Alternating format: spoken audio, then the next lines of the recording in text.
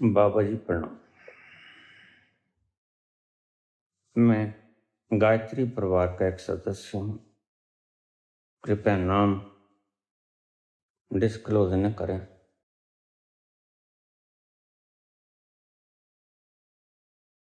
What's the time travel? Time travel क्या है? आपने कहा ऐसे कुछ लोग हैं जो एनलाइटेंड होने के फौरन बाद निकल लिए और अपने पीछे कोई फिंगरप्रिंट छोड़ के नहीं गए। क्या आप उनमें से कुछ लोगों का विवरण देना चाहेंगे? तीसरा प्रश्न, अक्षय तृतीया का रोहिणी नक्षत्र के साथ योग आपने कहा तो मुझे याद करा देंगे।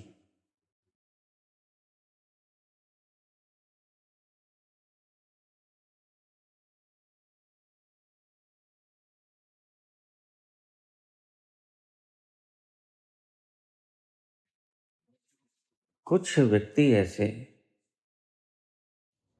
वो एनलाइटेंड हो गए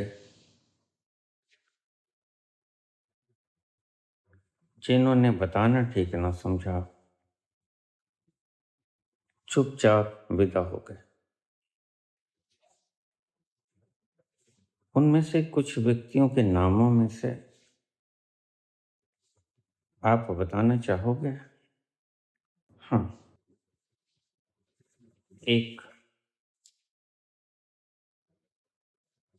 अलेक्जेंडर पोप, जो एक पोएट थे।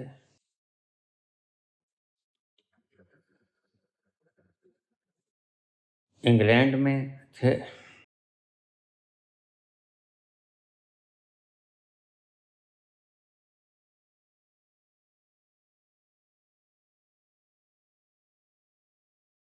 उन्हें शुरू से ही प्रकृति बड़ी प्यारी लगती थी, एकांत में रहना बड़ा प्यारा लगता था। अब यहाँ रुक जाइए। जिसे एकांत भाने लगे वह प्रभु के मार्ग की तरफ चल पड़ा है, ये एक लक्षण है। जिसे भीड़ सुहाने लगे वह परमात्मा से दूर निकला जा रहा है, ये समझ लेना। 1688 में उनका जन्म हुआ और जब वो 12 वर्ष के थे, सिर्फ करीब 1700 के आसपास, उन्होंने पहली कविता लिखी, solitude. Let me live unseen, unknown and unlimited, let me die still from the word, not a stone tell where I lie। ये पहली कविता थी उनकी और बड़े सुंदर भावों का समावेश यह वर्णित करती है एकांत का महत्व। और ध्यान रखना, जब तक आप एकांत में नहीं उतरोगे तब तक वो जॉय, वो खुशी, वो खुमारी, वो मदहोशी, वो प्यार, जीवन तुम्हें नहीं मिलेगा।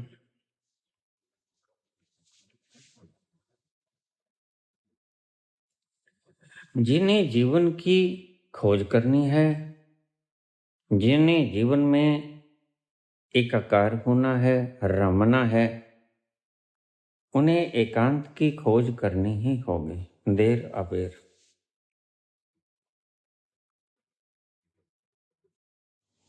सॉलिट्यूड, एकांत, और सभी ऋषियों ने यही कहा। उनके भीतर का मर्म आओ हम समझें। कैवल्य, भगवान महावीर, कैवल्य का मतलब केवल रह जाता है वही, एक सॉलिट्यूड, एकांत।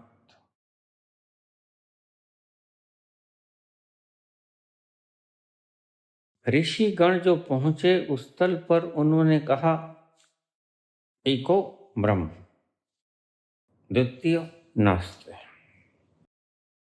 एक ही ब्रह्म है। बाबा नानक ने कहा एक ओंकार। जो अकेला होना की डगर पे चल पड़ा, उसको अच्छा लगने लगा एकांत। तो ये लक्षण है, लोग मुझे पूछ लेते हैं परमात्मा की तरफ यात्रा शुरू हुई, इसका प्राथमिक लक्षण क्या है बाबा? प्राथमिक लक्षण है कि आपको एकांत अच्छा लगने लगेगा, भाने लगेगा शोर से कहीं दूर दूर निकल जाओ,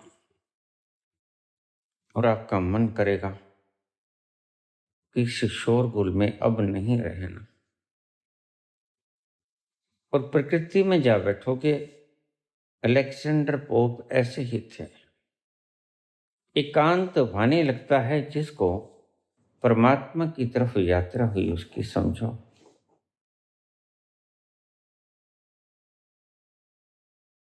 वक्त बीतता गया,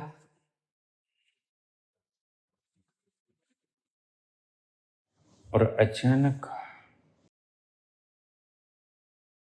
3 जनवरी का दिन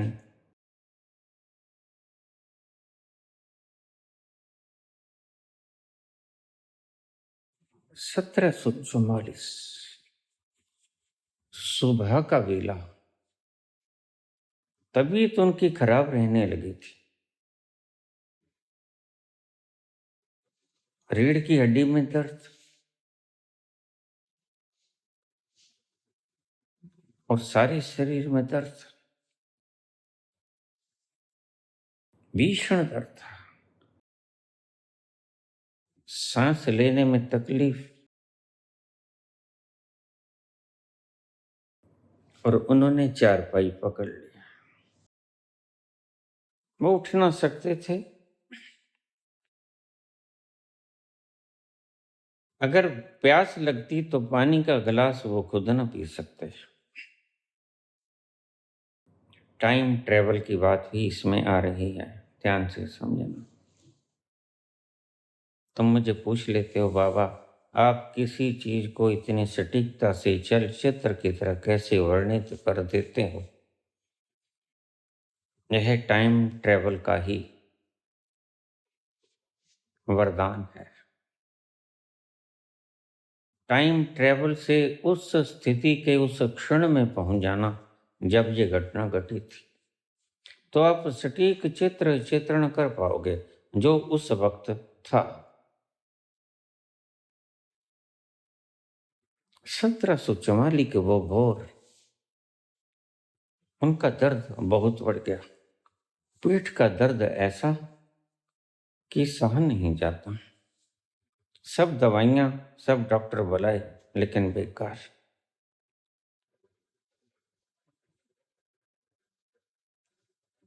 बढ़ता ही गया। अब तो चारपाई से उठना भी दूभर हो गया था। और दूसरा लक्षण शिथिलता। बुद्ध को जब मिला, स्थिर हो गए थे बोधि वृक्ष के नीचे, 6 वर्ष से बैठे। महावीर स्थिर हो गए थे, एक स्थान पर खड़े रहते हैं। नानक स्थिर हो गए थे, रात रात भर गाते, चारपाई पर परमात्मा का गुणगान करते हैं। उसकी शलाघा में आंसू झरते, उसकी याद में दिल मचल मचल जाता। हृदय की पुकार उठती, कब आओगे परमात्मा, मेरे प्रिय परमात्मा, तुम कब आओगे? ये पुकार उठने लगी। सारी सारी रात गाते, पपीहा गाता, इधर नानक गाते। मां कहती सो जा बेटे। सुबह हो गई, भोर की वेला, हम तो जाग भी गए सो के, तू अभी अभी सोया ही नहीं। तो नानक कहते, माँ मेरी दौड़ लगी है, मेरी होड़ लगी है, इस पपीहे से ये अपनी प्रियतमा को पुकार रहा है। यह नहीं हटता तो मैं कैसे हट जाऊं। इसलिए यह गाता है।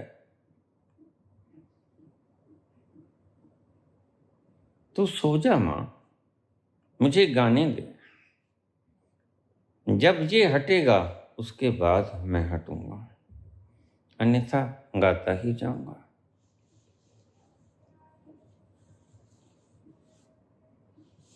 स्थिरता, और वह नदिया का तट जहां नानक बैठे उसके शिष्य के साथ स्थिरता, परम स्थिरता का भाव उनके चेहरे पर लावण्य की तरह छलक रहा था। कोई मनोवेग न था, कोई ऐसा ना लगता था कि थोड़ी भी हवा उन्हें प्रभावित कर रही हो। बिल्कुल शांत, अति शांत। और वो गहरे में उतर गए। कहानी है को नदी में उतर गए। 3 दिन तक वापस न आए। मर्दाना ने सोचा कि बाबा डूब गए। गांव वालों को खबर दी। गांव वालों ने चप्पा चप्पा कंगाल लिया। नानक का कोई निशान नहीं। अचानक तीसरे दिन प्रकट हुए नानक। कहानी है, इनके भीतरी तथ्य ज्यादा गहरे हैं, रहस्यात्मक हैं।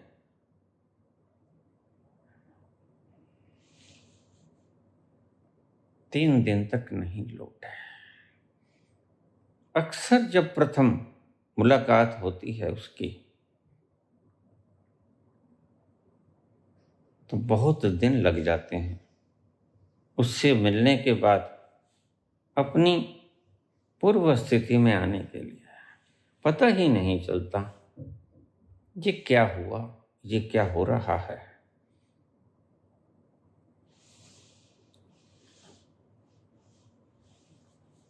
कुछ ऐसे होते हैं अनुभव, मैंने आपको बताया कि मैं जब चल रहा, कभी मुझे ऐसा लगता कि मैं इस विराट सागर में चल रहा हूं बूंद की तरह, और कभी मुझे ऐसा लगता कि इस बूंद में विराट संसार निकल रहा है। ये दो धुरे थे, लेकिन मैं समझ नहीं पाया ये क्या हो रहा है। कभी लगता तुम इस विराट संसार को चीर के जा रही हो, जैसे एक बूंद समुद्र को चीर के जा रही है। और कभी मुझे लगता कि मुझ में सारा विराट, ये ट्रक, ये बसें, ये चलने वाले आदमी, ये स्कूटर, ये मोटरसाइकिल, ये कारें, सब मेरे में से गुजर रहे हैं। पंछी आसमान में नहीं, मुझ में उड़ रहे हैं। ये हदूद मेरी। ऐसे रहस्यात्मक अनुभव आपको होंगे।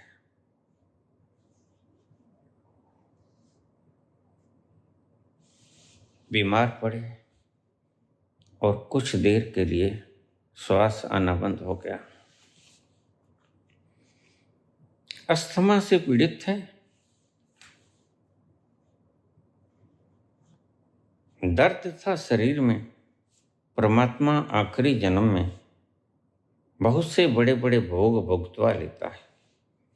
इसलिए करीब करीब संतों का भी आखिरी जन्म दर्द और दुखद स्थितियों से भरा रहता है। क्यों? ये वो पाथर हैं जो बहुत भारी हैं, और भारी कर्म सदा ही नीचे बैठ जाते हैं और वो बाद में भुगताए जाते हैं, क्योंकि उनकी टर्न ही बाद में आती है। जो हल्के कर्म थे, कश्ती थी कागज की, कोई तिनका था, कोई हल्का कर्म था, वह बहुत जल्दी भोग लेता है आदमी। लेकिन जो बहुत भारी कर्म रह जाते हैं, वो जाके बड़े विशाल पत्थर की तरह, जैसे कोई सुमेरु का टुकड़ा, समुद्र में गिर जाए और बहुत गहरे अंतराल में बैठ जाए। जब भुगतान का वेला आएगा तो उसको भुगतने के लिए बड़ा वक्त लगेगा। जब सब भुगत लिया जाता है तो वह भीषण पत्थर फिर उसकी टर्न आती है। ऐसा ही होता है। रामकृष्ण भी कितने दुखद और दर्द की स्थितियों से गुजरे। जितु कृष्णमूर्ति, महर्षि रमन और सभी इतनी दुखद परिस्थितियों में से गुजरे।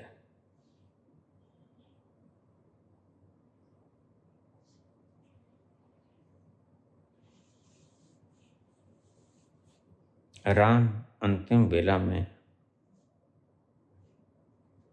समाधि ले गए, जल में समा गए। और जल में समा जाना श्वास नहीं आती आपको। कितना कष्टकारी क्षण होता है वो। जब श्वास भी नहीं ले पाते और आपके पूरे रोए रोए से उठती है आवाज, उमंग, मुझे सांस लेने दो, मुझे प्राण वायु चाहिए। कृष्ण विष से बुझे हुए तीर उसके शरीर से आर पार निकल गया। जरा नाम के व्याघ्र ने वो चलाया था। तो व्याख्याकर्ताओं ने कहा ये भगवान राम का अगला जन्म, पिछले जन्म में यह बाली था, ये गलत है। ये सिर्फ व्याख्या के लिए कहानी बनाई गई कि तुम समझ जाओ, लेकिन तुमने समझा नहीं, तुमने विकृत कर लिया। भुगतना पड़ता है वो चाहे अवतार ही क्यों ना हो। आदमी ही अवतार बना करता है, आदमी में ही अवतरित हुआ करता है वो।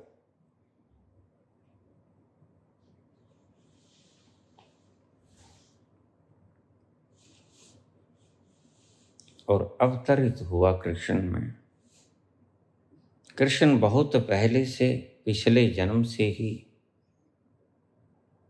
आत्मज्ञान को उपलब्ध हो चुके थे और उन ऊंचाइयों को छू चुके थे। इस जन्म में आके रास रचा के प्रेम की वो लीला में मगन, प्रेम की लीला में सदा ही रहस्य गहरा होता है।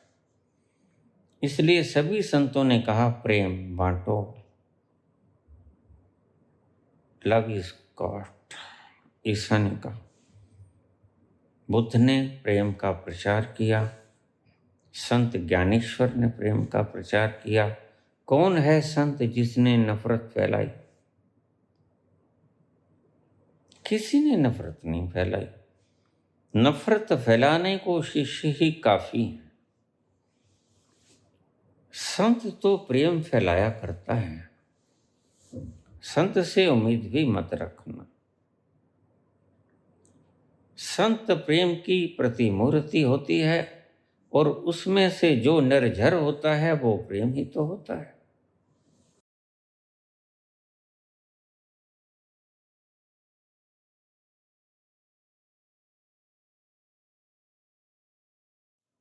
एकदम से रात को श्वास आना बंद हो गया। उन्हें लगा कि बस आखिरी वेला आ गया। मन रुक गया। मन श्वासों से ही चलता है। इस संबंध को गहरे से देख लेना।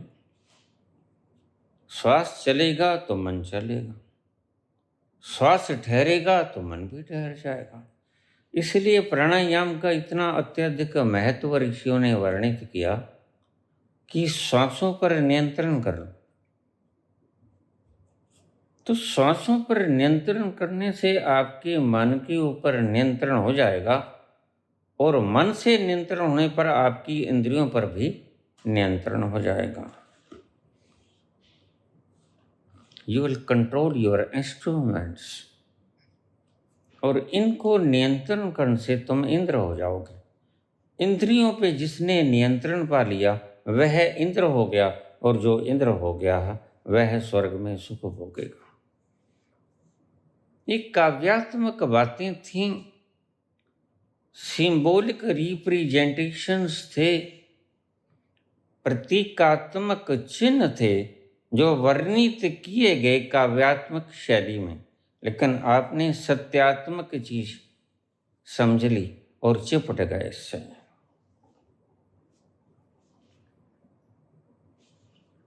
इतना शुद्र नहीं होता भगवान जितना आप समझे हो। ये छोटा सा लड्डू गोपाल लिए फिरते हो, ये छोटे छोटे देवी देवता तुम बनाए फिरते हो, साकार मूर्तियां। ये नहीं कहता कि भगवान छोटा, ये तुम्हारे अंतर मन का प्रतीक है, reflection of your inner mind. ये छोटे छोटे बना लेना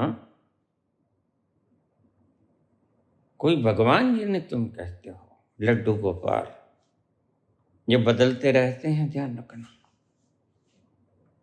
ये तुम्हारे अंतस का द्योतक है कि भगवान बस इतना सा ही है भगवान। ये विराट संसार तुमने देखा नहीं, तुम वास्तव में अंधे हो। जो अंधा है वो आंखों से नहीं देखता, और जो वास्तव में अंधा है वो मन से नहीं देखता, बुद्धि से नहीं देखता, उसकी बुद्धि पंगु हो जाती। इसलिए तुम ऐसे ऐसे प्रयास करोगे, ऐसी ऐसी रचनाएं गढ़ोगे जो बेहद मूढ़तापूर्ण होंगी।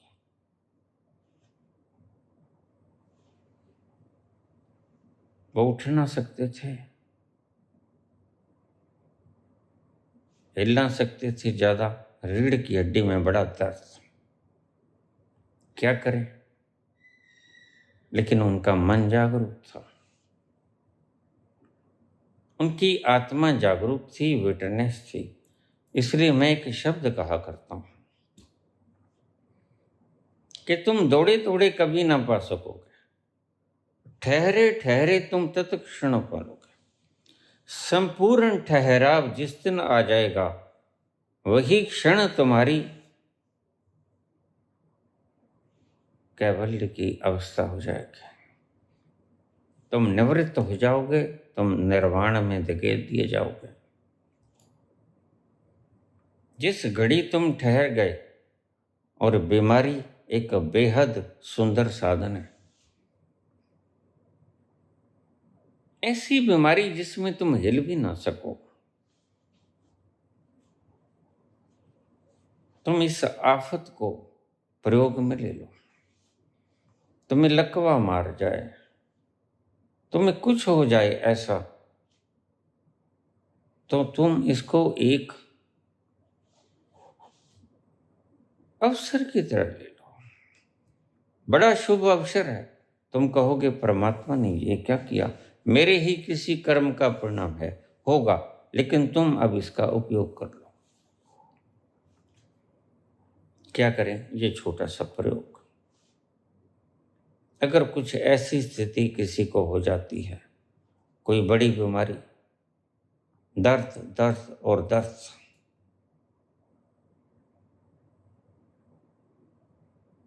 तो उस दर्द को अपने से अलग देखो और सत्य में पाओगे कि वह अलग है। इन क्षणों में ऐसा प्रयोग करना लगता तो मुश्किल है, लेकिन अगर सध जाए तो फिर हीरे जवाहरात तुम्हारी झोली में होंगे,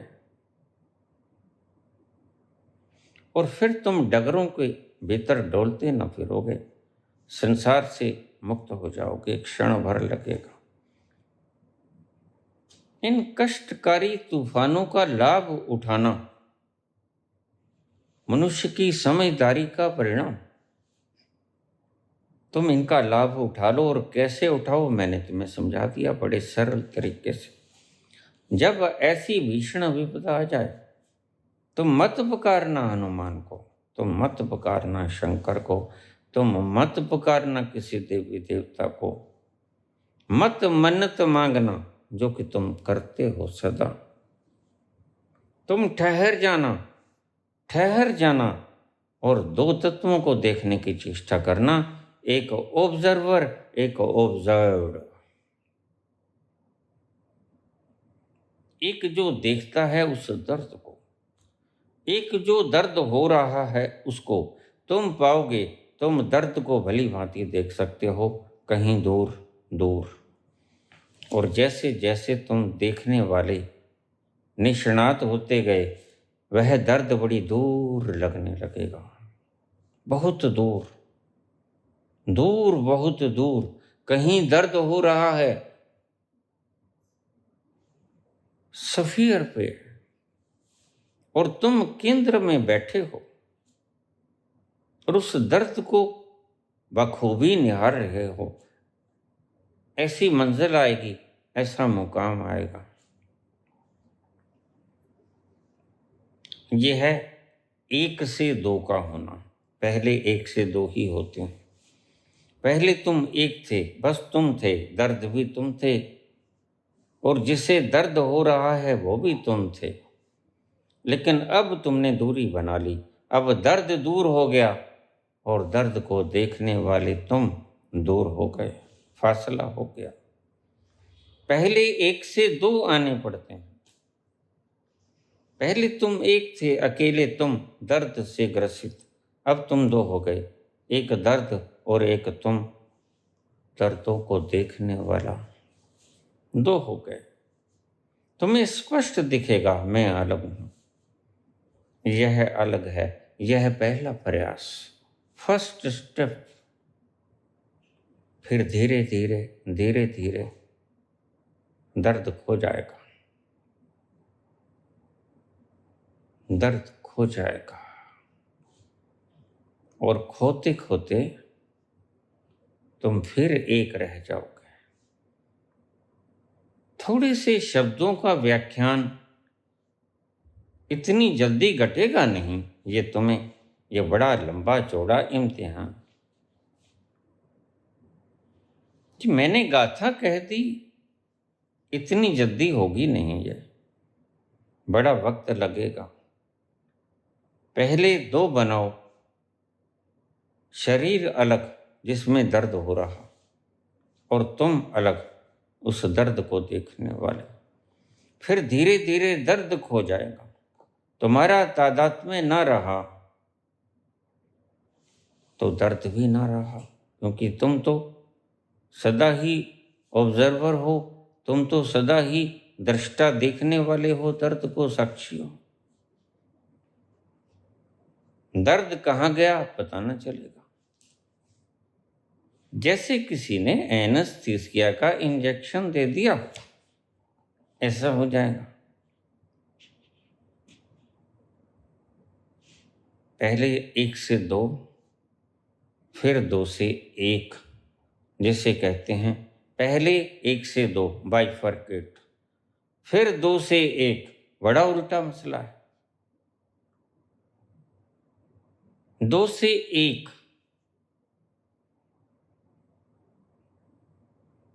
सिर्फ तुम बचोगे, दर्द नहीं होगा, ऑब्जर्वर बचेगा, और फिर आगे की यात्रा रहस्य की, दृष्टा से पार, जिसे शून्य कहते हैं। मुझे लोग कहते थे बाबा तुम शून्यवाद पे कभी नहीं बोला।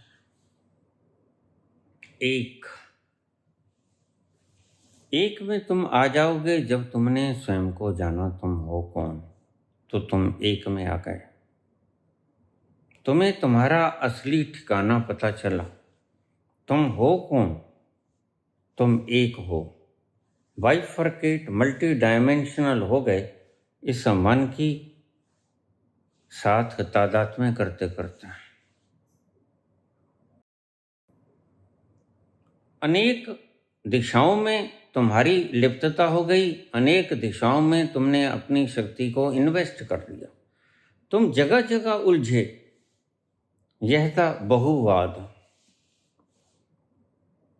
और फिर तुम वापस मुड़े अपने घर को, जैसे सांझ लौट के कोई थका मांदा हारा यात्री दिन भर का परेशान अपने स्वयं के घर लौटता है। ऐसे तुम लौटते हो और अपने असली मुकाम में आ जाते हो। वो है एक एक होना, तुम्हारा असली मुकाम। बहुवाद से एकवाद, अद्वैतवाद। अब अद्वैतवाद से आगे शून्यवाद, नागार्जुन का। इसे बहुत समझाया नहीं गया, यह समझ में आया नहीं, आएगा भी नहीं। यहां तक समझ में आता, लेकिन वो भी बहुत कम। बुद्ध तक बात समझ में आती। अपदीपो भवा, तुम वो शुद्ध तत्व हो, शांति से भरे भरे, भीगे हुए उस आनंद स्वरूप सुख में कि तुम झूमते रहते हो, और उस सुख का मजा तुम मूर्तिवत हो जाते हो, शिलावत हो जाते हो। जैसे बुद्ध की मूर्ति देखना, उसमें प्राण ना हो, ऐसे ही जीवत बुद्ध भी थे। लेकिन यहाँ बात रुकती नहीं, इससे आगे अध्यात्म का असली अध्याय शुरू होता है। वो है शून्यवाद। नागार्जुन ने इसे छेड़ा, इसका राग छेड़ा नागार्जुन ने। नागार्जुन से पहले छेड़ा इसे कृष्ण ने, और इससे पहले छेड़ा अष्टावक्र ने। रहस्यवाद, ये रहस्य क्या है? अद्वैतवाद से बिल्कुल आगे, जहां कोई नहीं जानता, क्योंकि उस स्थान पे पहुंच के भी तुम्हें कुछ खलेगा हल्का सा, जैसे कांटा जो लगा वो तो तुमने निकाल दिया। ध्यान से समझना मेरी बात को। लेकिन उसका घाव जो बन गया, वह तुम्हें अभी भी शक पैदा करता है कि कोई है जो चुभ रहा है, यद्यपि कोई है नहीं जो चुभ रहा है। वो कांटा तुमने निकाल दिया, लेकिन घाव तो कांटे का रह गया ना।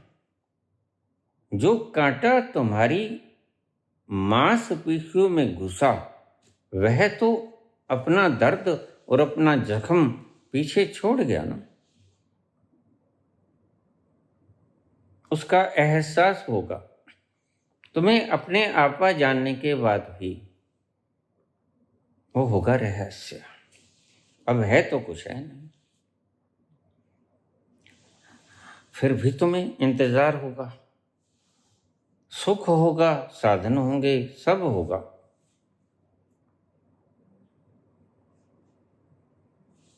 उस संधि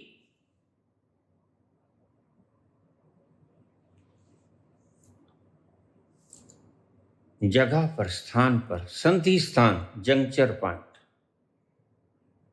उस संधि स्थान पर तुम्हें कुछ अभी घेरेगा, खींचेगा। तुम खींचोगे और जान लोगे मैं कौन हूं। लेकिन यहां बात रुकती नहीं। मैं क्यों बोलता हूं? यद्यपि ये बोलने का अभी वक्त नहीं था, लेकिन वक्त नहीं था तो क्या मैं बोलूं भी ना? हैं अभी करीब 20 लोग ऐसे पहुंचे जिनको इंतजार है, जिनके भीतर एक रड़क बाकी रह गई। कांटा निकल गया, लेकिन घाव छोड़ गया। कांटा कभी चुभा था और घाव कभी बना था। कांटा निकाल दिया गया, घाव नहीं भर सके, अब घाव भरना होगा। वो घाव तुम्हें तड़पाएगा और तुम्हें पता नहीं चलेगा कि अब आत्मा कहाँ भटक रही है, अब कमी क्या है। कमी तो तुम्हें तब भी लगती थी जब कांटा चुभा था। दर्द हो रहा था, इस दर्द को कैसे मैं निजात पा लूं? और तुमने वो दर्द की दवा, तुमने फोर्सप से उस कांटे को खींच लिया। अब कांटा भी नहीं है, लेकिन फिर कुछ तो है जो अब अपना प्रभाव छोड़ गया। वो ऐसा, देखिए उदाहरण है, उदाहरणों से चिपटा मत करो।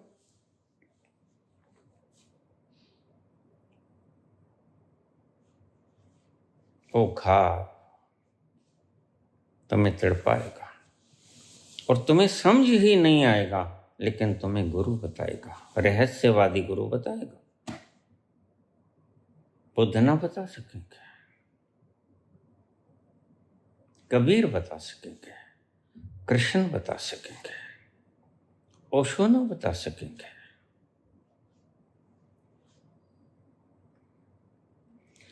कोई नहीं है फिर भी है मुझको, कोई नहीं है फिर भी है मुझको,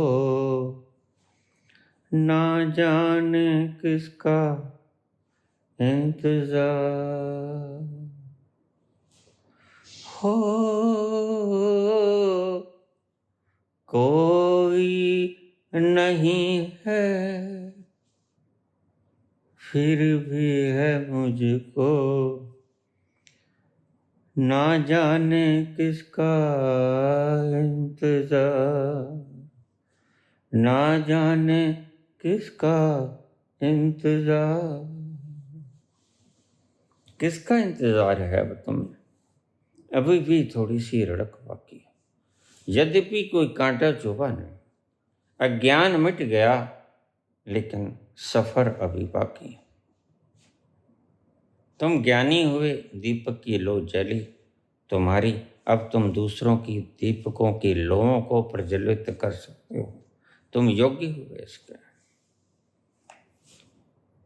लेकिन एक और है यात्रा अभी, जो तुम नहीं करोगे, जो यात्रा सिर्फ ईश्वर करेगा। वो तुम्हारी यात्रा तो खत्म हुई, तुमने स्वयं को जाना, सेल्फ रिमेम्बरिंग हुई, नो दाई सेल्फ हुआ, हु एम आई हुआ, हु आर यू हुआ, सब हुआ, लेकिन फिर भी तुम शांत न हुए परिपूर्ण रूप से। यद्यपि बहुत शांत हुए, लेकिन इस शांति में लावण्य का वो रस आनंद न था। तुम बुद्ध के चेहरे पे शांति तो बड़ी पाओगे, मूर्तिवत आनंद का अहोभाव न पाओगे। शांति एक नेगेटिव प्रोसेस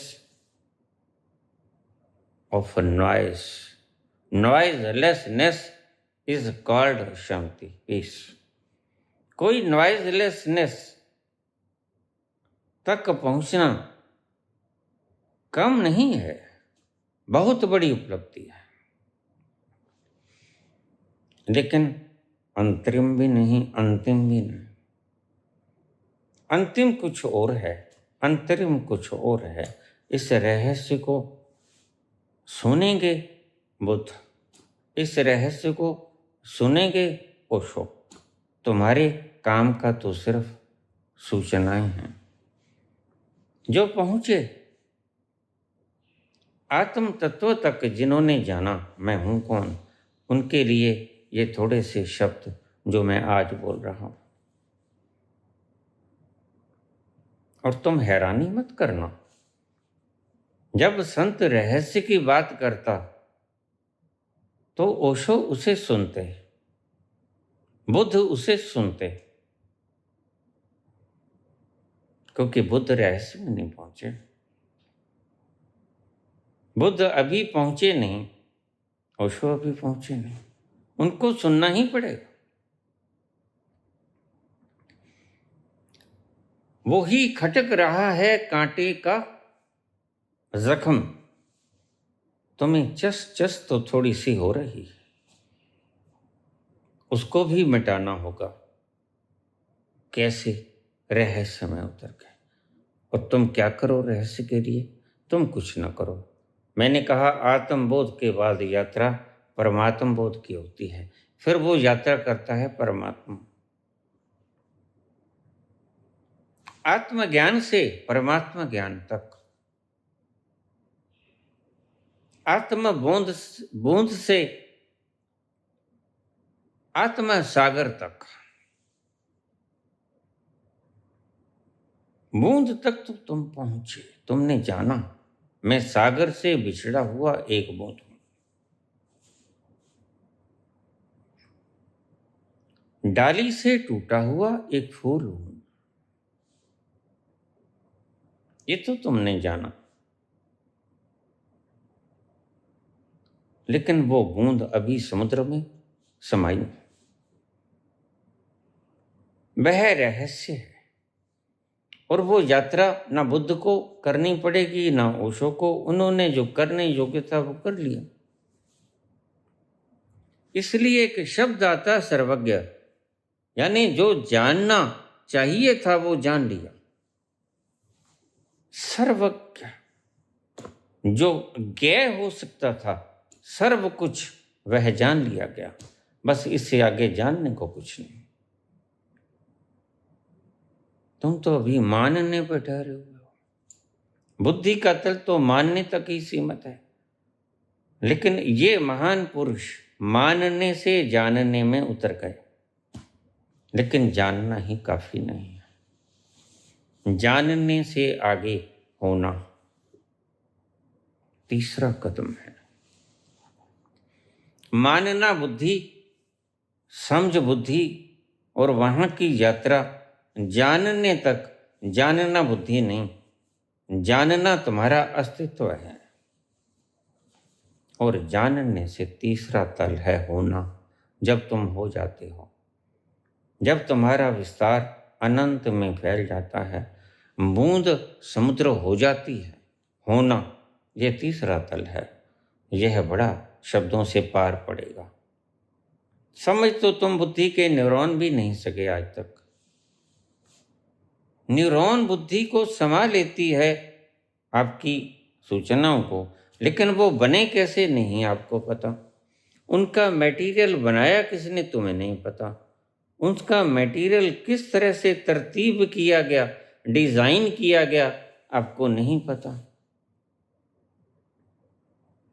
तो मानने से जानने की ओर तुम भीतर यात्रा किए, भावनाएं रास्ते में आई। बुद्धि से उतरोगे तुम हृदय में, हृदय में भावनाएं तुम्हें घेरेंगी। करुणा से तुम तड़पोगे, दया का पड़ाव आएगा, तुम्हें सारी दुनिया पर करुणा आएगी।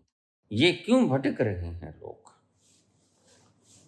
और तुम चले उस अज्ञात की तरफ जो भरा पड़ा खुशी के समुद्र से, लेकिन आनंद का समुद्र अभी आया नहीं। जो शब्द न्यूटन ने कहे at the end of his life, Newton said, I have collected only a few pebbles on the seashore, while the oceans of knowledge still remain unexplored. अभी वो unexplored है। वो क्या है? वो तीसरा तल है, वो होने का तल है। मानने से जानना, जानने में तुमने स्वयं को जाना और सत्य जाना, वहां तुम मुक्त हुए। लेकिन जानने से बाद भी एक तल बाकी रह जाता है, जो यात्रा तुम नहीं करते, जो यात्रा करता है भगवान।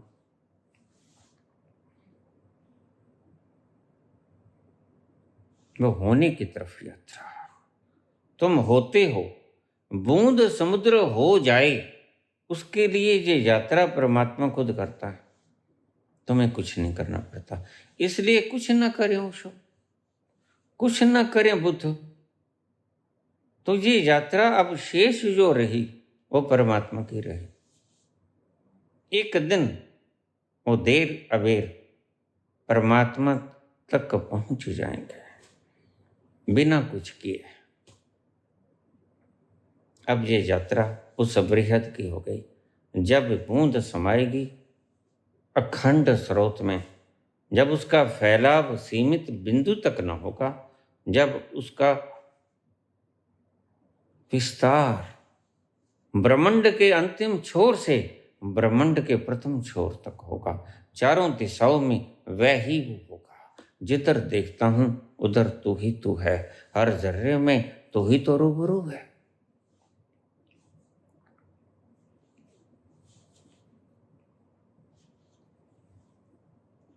प्रश्न पूछा, what's time travel? Time travel क्या है? टाइम ट्रेवल के लिए आपको बाहर से सारी ऊर्जा इकट्ठी करके, वही बात फिर दोहरा रहा हूं, बाहर की चेतना का संपर्क आपने जहां जहां इन्वेस्ट कर लिया, वहां से उस एनर्जी शक्ति चेतना को खींच लो, वहां से निर्लिप्त हो जाओ आप, जिसे ऋषि कहते हैं मोह से टूट जाओ, मोह के बंधन से तुम ग्रसित हो। ये मेरा पुत्र, ये मेरी पुत्री, ये मेरा परिवार, ये मेरा मित्र, ये मेरा गुरु, ये मेरा शिष्य, ये मेरा कुलीग, ये सहपाठी, यह चाचा ताया, मामा फूफा, बहन भाई, सब तुम्हारे रिश्ते नाते। इनमें मोह तुम्हारा तुम्हें पता भी नहीं अटका हुआ है थोड़ा थोड़ा, और तुम्हें एहसास भी नहीं होता। तुमने ऐसे ही अपनी थोड़ी थोड़ी ऊर्जा और चेतना इन्वेस्ट कर रखी है। सारी चेतना शक्ति को एकत्रित करके तुम उतरो अपने भीतर, बुद्धि से नीचे हृदय में आओ। वहां भावनाएं, घृणा, नफरत, प्रेम, दुआएं, बद्दुआएं, बहुत कुछ मिलेगा तुम्हें। ईर्ष्या, द्वेष, प्रेम, दया, करुणा, ये सब तुम्हें वहीं मिलेगा। इससे भी पार निकल जाओ। उससे आगे एक संदिग्ध क्षेत्र आएगा। मुझसे कल कहा किसी ने, ये जंक्चर पॉइंट बाबा समझ नहीं आता, इसकी थोड़ी सी हिंदी बता दिया करो। संदिग्ध क्षेत्र, जहां मिलते हैं दो छोर, जहां खत्म होता है हृदय का क्षेत्र और शुरू होता है स्वयं का क्षेत्र। स्वयं तक पहुंचने के लिए ये रास्ता है, यहां से शुरू होती है LOC, लाइन ऑफ कंट्रोल। ये संदिग्ध क्षेत्र कहते हैं इसे, जंक्शन पॉइंट कह लो। वहां तक तुम आ जाओ, उससे थोड़ा नीचे जाओगे, संकल्प बहुत उठेगा भीतर से, ऊर्जा और चेतन का मिला जुला रूप। उसमें ऊर्जा भी घनीभूत होगी और चेतना भी होगी, क्योंकि ऊर्जा बिना चेतना के काम नहीं करती। जब तुम मर जाते हो, ऊर्जा तो तुम्हारे में होती है। ऊर्जा तो प्रत्येक शरीर के कण कण में है, लेकिन चेतना गई, चेतना की लिप्तता टूट गई, इसलिए तुम मृतवत हो गए। वो जीती जागती मूर्त जो चल रही थी, वह चुप हो गई, वह मूर्ति हो गई। ऐसा हुआ तो फिर तुम जंक्चर पॉइंट से नीचे एक क्षेत्र आएगा, वो सारा क्षेत्र उसी का है, सबका राजा वही है। वहां से क्षेत्र शुरू हो गया, या ये कहो कि that is the sphere of your centre. वो तुम्हारे केंद्र का स्फीयर है, यानी कि वृत्त है, वृत्त, गोलाकार वृत्त। सेंटर से गोलाकार वृत्त तक तुम आ गए। सेंटर अभी बहुत दूर है। वृत्त से थोड़ा सा तुम सफीर से नीचे उतरोगे, वहां शुरू होता है बहुत कुछ। क्या? ईश्वर की आवाज तुम्हें सुनाई पड़ेगी, ये करो, वो करो, ये न करो, वो न करो। तुमने अक्सर ये आवाजें सुनी होगी अपने जीवन के अपराध के क्षणों से पहले। तुम्हारी आत्मा बोली होगी मत करो ये। तुमने नहीं बात मानी होगी तो उसके ऊपर धूल जम गई। धीरे धीरे उसकी आवाज तुम्हें सुननी बंद हो गई। तुम्हारे कान खोले लेकिन उसकी आवाज बंद। जैसे हीरे पर आपने कीचड़ चढ़ा दिया हो, ऐसा हुआ। वहां परमात्मा के आदेश सुनाई पड़ेंगे तुम्हें। एक तो ये भी होगा जहां बाबा कहते हैं जिब फरमाए तिब तिब पप्पा, जिस ए लिखे तिस सिर ना। जो लिख रहा है उसके सिर की ये काढ़ नहीं। यह जैसे वो वृहद फुरमाता है वैसे वैसे ये यंत्र लिखता चला जाता है। बाबा बहुत समझदार है। जरा देखो तुम्हारी हैसियत क्या है, औकात क्या है तुम्हारी। जिसके लिए सब कुछ संभव है करना, उसके लिए मृत्यु को रोकना असंभव हो जाता है। और इतने चांद तारे, इतने आवारा घूमते हुए ये पृथ्वी से बड़े बड़े एस्ट्रॉइड किसने बनाए? बस तुम्हारे पास रटा रटाया एक जवाब है। या तो कहोगे खुद बन गए, या कहोगे परमात्मा ने बनाए। तुम रटा रटाया जवाब, जैसे तुम अपने तक जाने में तुमसे पूछा तुम कौन, तुम कहोगे मैं आत्मा। क्या सच में तुम आत्मा जान के बोल रहे हो या बेहोशी में बोल रहे हो? बेहोशी में बोल रहे हो। मार्कस बेहोशी में बोलता, परमात्मा नहीं। तुम बेहोशी में जाते मंदिरों मस्जिदों में गुरुद्वारों में माथा टेकते, बेहोशी में टेकते हो। अभी होश कहाँ आया?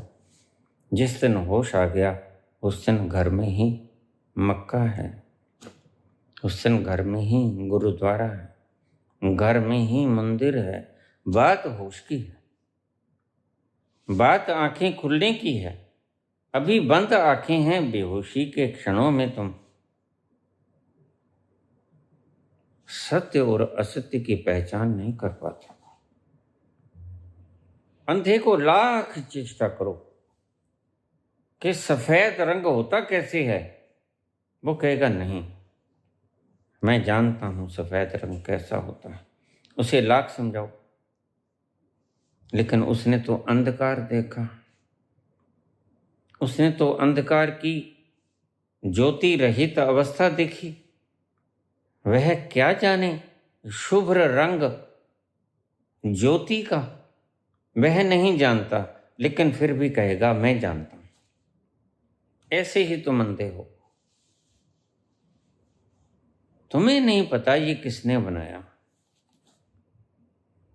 प्रकृति स्वयं बनी या कोई सैभम है जिस परमात्मा ने, जिसे करतार कहते बाबा, उसने बनाया। तुम इसी ऊहापोह में दर्शन शास्त्र में जखाई मारते मारते विदा हो जाते हो। अगले जन्म में फिर यही मगज खपाई। वो नहीं मिलता जिसके मिलने से सब वासनाएं, इच्छाएं, प्रश्न गिर जाते हैं, उनका हल मिल जाता है। और जब तक वो न मिलेगा तब तक तुम ऐसे ही भटकते रहोगे। जितनी चेतना की ऊंचाई तुमने छू ली, उतनी चेतना की ऊंचाई तुमसे कोई छीन नहीं सकता। ये जो लोग कहते कि पिछले जन्म के कर्म, कोई बैल, कोई नौकर, कोई दास, कोई गरीब, कोई अन्य पशु, कोई गधा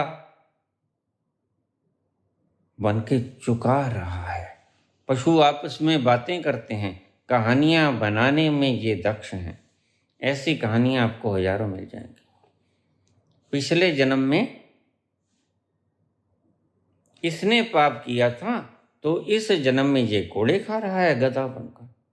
ऐसा कभी नहीं होता। जिसने 10वीं कक्षा पास कर ली वह कभी प्रथम क्लास में नहीं बैठेगा। उसे प्रकृति ही नहीं बैठने देगी। उसे टीचर ही कहेगा तुम पढ़ तो गए, निकलो बाहर। प्रकृति ही नहीं बैठने देगी उसे। इसलिए इन मूढ़ों के पीछे न लगो। जिसमें जितनी चेतना आ गई, परमात्मा मूर्ख नहीं है। इतनी सृजना को बनाने वाला जिसने तुम्हें मानव शरीर दे दिया, मानव शरीर तो मिला कि तुम मानव शरीर की चेतना की ऊंचाइयों को पकड़ गए और तुम उसके बाद मानव शरीर के बाद तुम किसी और योनि में ना जा सकोगे। हालांकि पिछले जन्म बताने वाले बड़े से ज्ञानी परमात्मा तुम्हें बहुत मिल जाएंगे। बहुत से धर्मों में आज इनका बोलबाला है, लेकिन झूठा है सब। जिसने देखा वो चुप हो गया। वो जानता है थोड़ी सी हवा, मैं थोड़ी सी हवा तुम तक पहुंचा दूं। जैसे आग गर्म हो प्रेशर कुकर के भीतर और थोड़ी सी भाप निकल जाए और वो तुम्हें कुछ अंदेशा दे जाए, ऐसे ही तुम्हें बता दूं। जिसने एमए कर ली, पीएचडी कर ली, वो प्रथम कक्षा में क्यों जाएगा? नहीं जाएगा। ये व्यर्थ की बातें हैं तुम्हें बहकाने के लिए, तुम्हें ललचाने के लिए, तुम्हें लोभ में फंसाने के लिए। लेकिन एक बात याद रखना, तुम्हें लोभ में फंसा के ये खुद ही फंसते हैं, तुम तो फिर भी बच जाते हो। कबीर ने कहा धोखा खा लेना, धोखा देना मत। और ये दुनिया को धोखा दे रहे हैं। ये परमात्मा के दरबार में कभी बख्शे नहीं जाएंगे। तुम बख्श दिए जाओगे जो धोखा खा गए। श्रोता बख्श दिया जाएगा, श्रावक बख्श दिया जाएगा क्योंकि उसने धोखा खाया। संत नहीं बख्शा जाएगा, क्यों? क्योंकि उसने धोखा दिया। अगर कोई झूठा बनकर कृष्ण का नकाब ओढ़कर कृष्ण की लीला खेलने लगे, जैसे हम राम लीला खेलते थे, राम थोड़ी बन जाते थे, लीला खेलते थे और फिर अपना मेकअप किया, पोंछ डालते थे और घर में आराम से सो जाते थे। इस तरह का ईमानदार व्यक्ति ही उन तलों को छू पाता है। ईमानदारी के बिना और सत्य के बिना यह मुश्किल है। तो जंक्चर पॉइंट, संधि क्षेत्र, वहां पहुंचकर टाइम ट्रेवल क्या है, वहां तुम थोड़ा सा सोचो, हल्का सा। आपने सुना होगा स्वर्ग की व्यवस्था में कल्प वृक्ष का उदाहरण। उसके नीचे बैठो, सोचो मुझे पकवान चाहिए, कौन सा चाहिए, कौन सी थाली में खाओगे जनाब? तुम कहोगे सोने की थाली में, तुरंत हाजिर हो जाएगा। बोलो क्या चाहिए? हलवा चाहिए, रोटी चाहिए, मिस्सी चाहिए, पालक चाहिए, क्या चाहिए? सब मिल जाएगा इसी वक्त। बस वो संधि क्षेत्र, वो जंक्चर पॉइंट, ऐसा ही कल्प वृक्ष है। जो सोचोगे वही मिलेगा, वहां जाके मिलेगा। आज इस शब्द को ब्रह्मांड के नाम से व्याख्यायित करने वाले लोभी, लालची बहुत बैठे हैं। उसका कारण महंगाई हो, बेरोजगारी हो या उनका खुद का आलस निठल्लापन हो, वो काम नहीं करना चाहते। जिनको 4 बातों से खाना मिल जाए और दुनिया अच्छी अच्छी भेंटें दे जाए, उनको क्या जरूरत है काम करने की? हमारी हरियाणा में एक कहावत है, कहता रे मुंड क्यों मुंडा रखा मोडिया? कहता मोडिया कहता रे सुन, मुंड मडाए 3 गुण, सिर की मिट जाए खाज। खाज नहीं होती, मूंड मुडाए तीन गुण, सिर की मिट जाए खाज, खाने को अच्छा मिला और लोग कहें महाराज। पूजे भी जाती हैं लड्डू गोपाल की तरह। उसने क्या किया पता नहीं, कहाँ कूड़े कबाड़े में पड़ा था, किसी ने बेचा होगा स्क्रैप, वो डाल लिया गया और लड्डू गोपाल जी बन गए। रंग रोगन कर दिया गया और लड्डू गोपाल जी पूजने लगे। यही तुम्हारी व्यवस्था है। उस पॉइंट पे जाके, उस क्षेत्र में जाके छोटे छोटे इशारे करूंगा, या तो वीडियो सारी सुननी शुरू कर दो, या फिर मुझे ऐसा है कि ये सुनते ही नहीं, बेकार हो जाता है बोला हुआ। यद्यपि मुझे पता है बहुत से लोग, प्रचुर मात्रा में लोग, majority of this listeners, audience, वो दो दो बार भी सुनती है, चार चार बार भी सुनती है, लेकिन बहुत से लोग हैं जो स्किप कर देते हैं।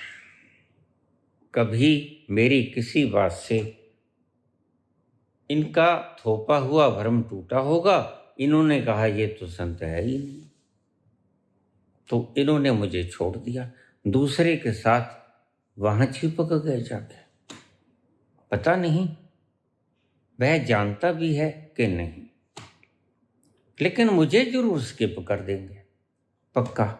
मैं कहता हूं भाई तुम मेरे चैनल को ही स्किप कर दो, ऐसी कोई व्यवस्था पूछ लो यूट्यूब वाले को कि भाई इसका चैनल आए ही ना, हमें दर्शन ही ना हो इस मफलरदारी के।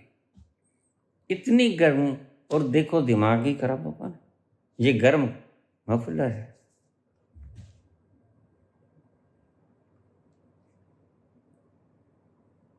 आनंद मस्ती। हंसा पायो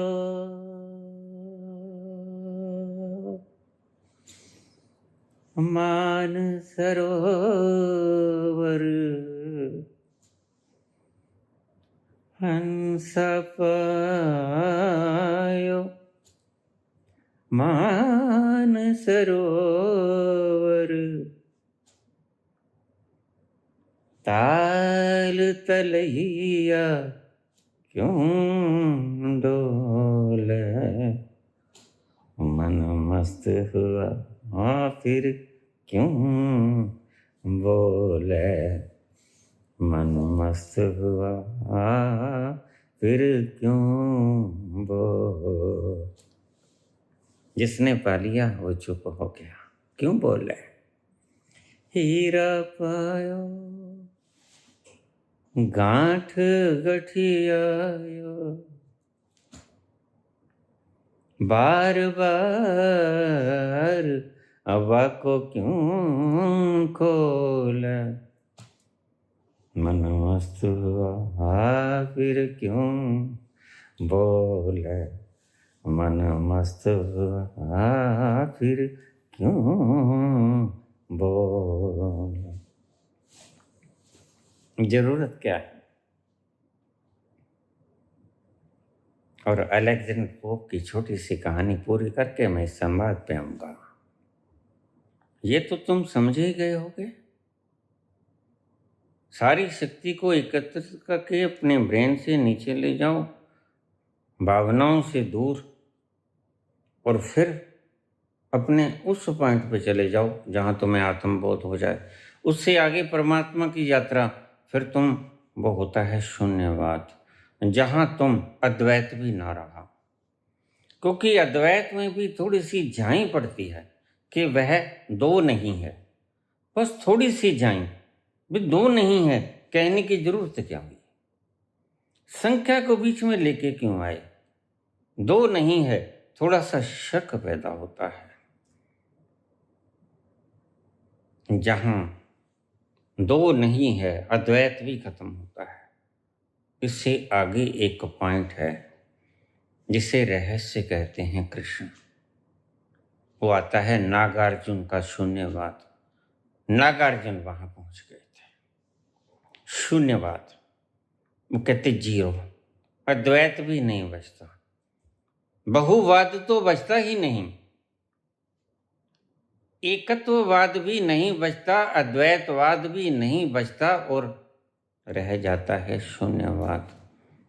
शून्य, अब शून्य का कोई अस्तित्व होता ही नहीं। शून्यवाद नागार्जुन का कुल मिला के थीम रूप में, रस रूप में ये है, खुद के ज्ञान से बाद जो घटना परमात्मा की यात्रा में तब्दील होती है और वो जहां पहुंचता है वो है शून्यवाद। तुम नहीं रहते, मैंने कल जिसका जिक्र किया कि आखिर में जाके पता चलता, और बड़ा क्रांतिकारी हो। बहुत से लोग रोए, बाबा ये दिन भी दिखाना था। वो शून्यवाद है, और ईश्वर करे तुम वो दिन देख लो।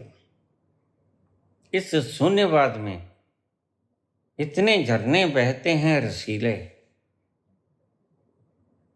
तुम्हारे सब ब्रांड फेल हो जाते हैं, विस्कियों के, शराबों के, सब फेल हो जाते हैं। इतनी मस्ती, इतनी झमाझम बारिश, तुम नहला देते हो अपने आप को, प्राणों के भीतर से रोआ रोआ तुम्हारा नहा जाता है। उस क्षण में बाबा नानक कहते हैं कि गंगा स्नान करके मैं क्या करूं, तीर्थ नामा जे तिस पावे। मैं उस तीर्थ में नहा लिया जब उसकी इच्छा हुई। उसकी इच्छा के बिना अपने भीतर के तीर्थ में स्नान होता नहीं, और मैं वो तीर्थ नहा लिया। मैं क्यों तीर्थों पे, बाहर के तीर्थों पे क्यों भटकूं, ताल तलैया क्यों डोले, मन मस्त हुआ फिर क्यों बोले। नहा लिया उसमें तो फिर तीर्थों में क्या झक मारूं, हज पे क्या झक मारूं जाके। मैं शुद्ध बुद्ध हो गया, सारा मैल उतर गया, निर्मल हो गया। और जब निर्मल हो जाता है व्यक्ति तो कबीर कहते हैं, कबीरा मन निर्मल भयो, जूं गंगा को नीर, पाछे पाछे हरि फिरे, कहत कबीर कबीर। अब तक तुम परमात्मा को बुलाते थे, वह गुरु, ओ गॉड, अल्लाह अकबर, हे राम, अपनी अपनी भाषाओं में। अब अल्लाह राम कहते हैं, भाई गुरु कहते हैं। अरे कबीर, बात तो सुन कबीर, कितना फर्क पड़ गया। कैसे फर्क पड़ा, कबीरा मन निर्मल भयो। निर्मल होने का यह परिणाम, जो गंगा को नीर, कोई मैल न बचा, पाछे पाछे हरि फिरे, कहत कबीर कबीर। एक शून्य बात को तुम समझे। आइए हम थोड़ा लौटते हैं अलेक्जेंडर पोप की तरफ। जनवरी का महीना, 3 तारीख, अचानक तबीयत बिगड़ी, दर्द घना हो गया। किसी एनाल्जेसिक से उस वक्त जो भी मुहैया थे, दर्द नहीं घटने का नाम नहीं ले रहा था, और बड़ा तड़पे। और जनवरी से लेके मई के आखिर तक, 30 मई की सुबह उनकी तबीयत बहुत खराब थी।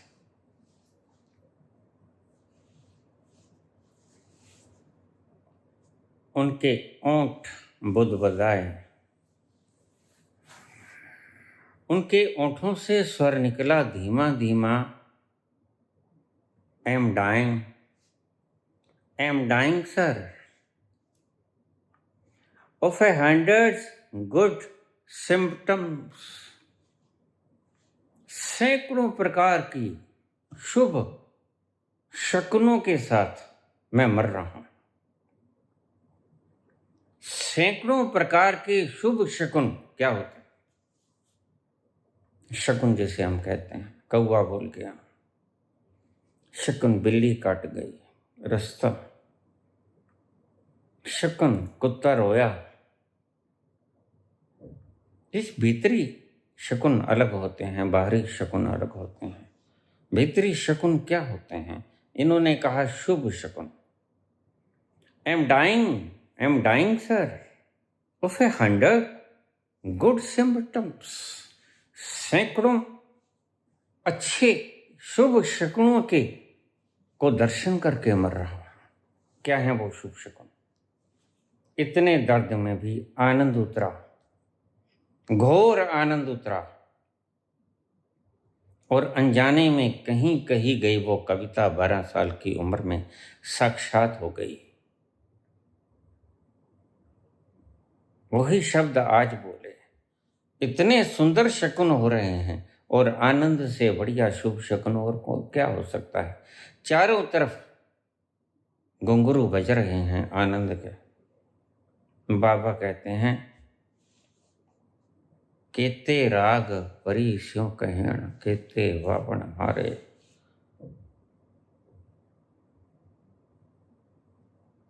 कितने गाने वाले हैं,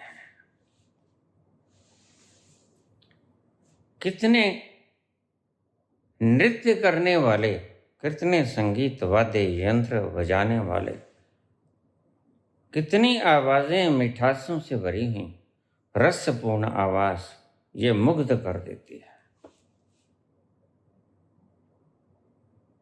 ये शुभ शकुन है। चारों तरफ आनंद का फैलाव, रसीली हवाएं, खिलते हुए गुलशन, और उन गुलशनों को महकायित करते हुए बागवां ऐसे मंत्र मुग्ध हो खड़े कि अलेक्जेंडर पोप कहते हैं, I am dying sir with a hundreds of good symptoms। सैकड़ों शगुनों के साथ मैं मर रहा हूं, मैं मर रहा हूं। जिसे मैं समझा मैंने, वो मर रहा है। वह एनलाइटनमेंट का दिन था। 30 मई सुबह सुबह ऐसी प्रभात वेला निकली, दे गॉट एनलाइटन्ड। फिर वो रुके नहीं, और भोग भी बहुत लिया। तीक्ष्ण भीषण पेन, दर्द कराहते रहे, करवट न बदल सकते थे। यह रीढ़ की हड्डी की बीमारी ही ऐसी होती। थोड़ा करवट बदलोगी, घूम जाएगा सारा संसार, सर्वाइकल जिसे कहते हो। और भीतर के उस देही को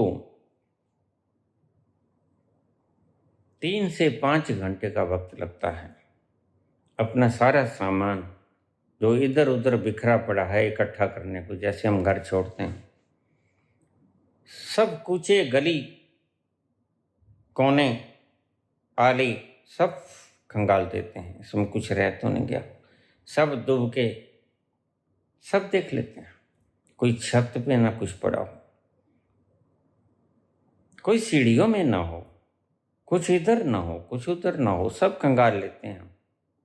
बस अब हम कुछ दिनों के लिए नहीं जा रहे, हम सदा के लिए जा रहे हैं।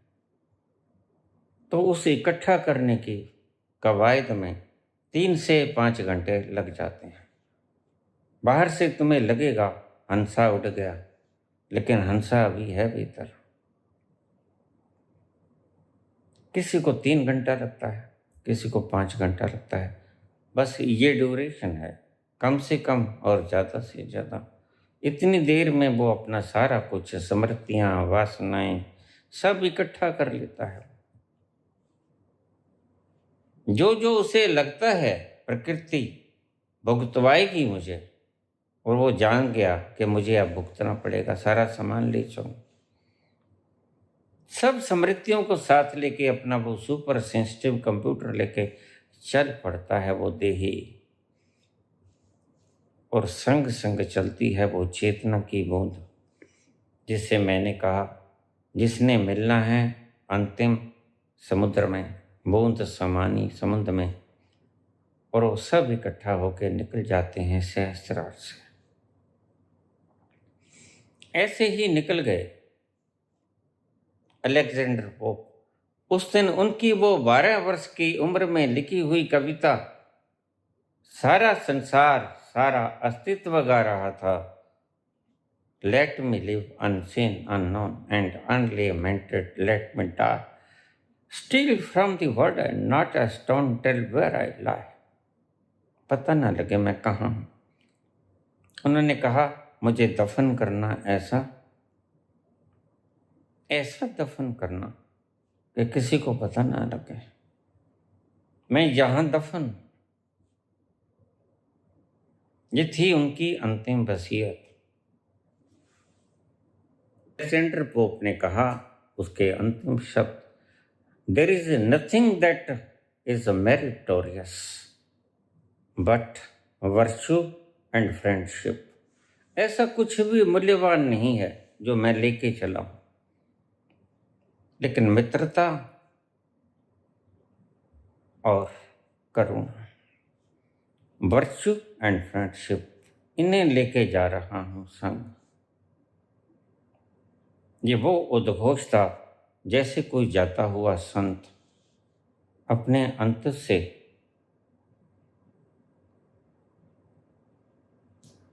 एक ऐसा संदेश जिसमें भरा पड़ा अस्तित्व के प्रति आशीर्वाद वो बिखेर के चला हो। उसके अंतिम शब्द इस बात का प्रमाण देते हैं, there is nothing that is meritorious but virtue and friendship. यही साथ लेके जा रहा हूं और कुछ भी यहां मूल्यवान है ही नहीं, क्या ले जाऊं। और वो चला गया छोटी सी उम्र में, कोई बहुत ज्यादा उम्र न थी। शायद मुझे लगता है 56 साल की उम्र रही होगी। ऐसा शानदार व्यक्तित्व जिस घड़ी एनलाइटेंड हुआ उसी वक्त प्राण छोड़ने को आतुर। ऐसे एक उदाहरण मैंने आपको दे दी, और भी उदाहरणें दूंगा अगर आप कहोगे तो। वो जान गए थे उस रहस्य को कि प्रकृति और परमात्मा ये दो हैं। कहते थे प्रकृति परमात्मा की अभिव्यक्ति है, जैसे दर्पण और तुम अलग अलग होते हो और दर्पण तुम्हें अभिव्यक्त करता है, तुम्हारी रूह वूह दिखाता है तुम कैसे हो। प्रकृति परमात्मा का अभिव्यक्त रूप है। दो हैं, एक नहीं है, लेकिन आखिर में ये दोनों मिल जाते हैं। अभिव्यक्ति होती है संसार में, ये जो दिख रहा है यह संसार है, ये उसका अभिव्यक्त रूप है जो दिखता है। और परमात्मा इस प्रकृति का वो रूप है जो दिखता नहीं, जो अभिव्यक्त नहीं होता, जो छुपा हुआ है। That is called secret. बस यही फर्क है सीक्रेट में और अभिव्यक्ति में, यही फर्क है संसार में और परमात्मा में। शांति से मरे, प्रसिद्धि से नहीं मरे। यही उन्होंने अभिव्यक्त किया था 12 वर्ष की उम्र में। ऐसे होते हैं सच्चे संत। श्री कृष्ण गोविंद हरे मुरारी, हे नाथ नारायण वासुदेवा। श्री कृष्ण गोविंद हरे मुरारी, हे नाथ नारायण यन वासुदेव। पितु मात स्वामी सखा हमारे, हे नाथ नारायण वासुदेव। श्री कृष्ण गोविंद हरे मुरारी, हे नाथ नारायण वासुदेव। श्री कृष्ण गोविंद हरे मुरारी, हे नाथ नारायण वासुदेव। पितु मात स्वामी सखा हमारे, हे नाथ नारायण वासुदेव। श्री कृष्ण गोविंद हरे मुरारी, हे नाथ नारायण वासुदेव। हो